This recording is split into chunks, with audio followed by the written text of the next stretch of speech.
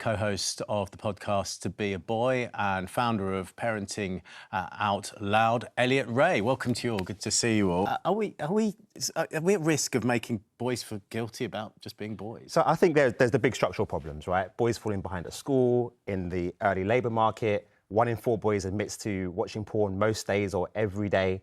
We are more lonely and isolated as a society. So there are big problems we need to fix in the education system, more male teachers. We need to make the education system fit for boys. We need to invest in youth centres. 2 out of 3 of the youth centres have closed over the last 10 years. There are big structural problems we need to do.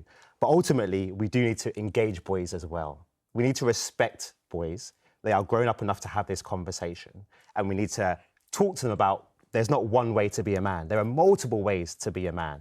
Yes, you can be a provider, but you can be provided for. You can be a breadwinner, but you can be a caregiver as well. And actually, those things are not just good for yourself, for your own outcomes, your health and your well-being and your relationships, but they're really good for other people too. We know now that there is increased violence against women and girls, 37% increase in the last 5 years. We need to speak to boys about what healthy relationships look like. So you disagree with Candice then and what she said? I think we need to engage boys in conversations. Yeah.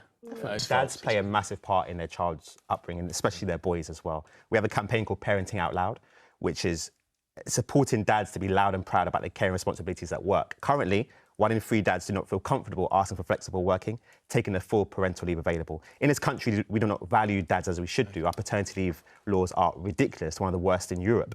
We need to encourage dads to be loud and proud at work so they can be equal parents and caregivers in the home as well. That's fundamental. It's not just role models through fathers, it's role models through more male teachers, through youth centres. OK, so there are lots of things. Discussion seems there are definitely broader problems. You know, we started this conversation talking about the education system, early employment. We definitely need to do those structural problems, but we can't downplay the impact of these online misogynistic influences. The NSPCC said that 25% of the content that young boys are seeing is misogynistic. If they engage with it, it becomes 75%. If you're a 12-year-old boy impressionable... You get sent more stuff. You get sent it. They're not searching for it, it comes to them. These are powerful people.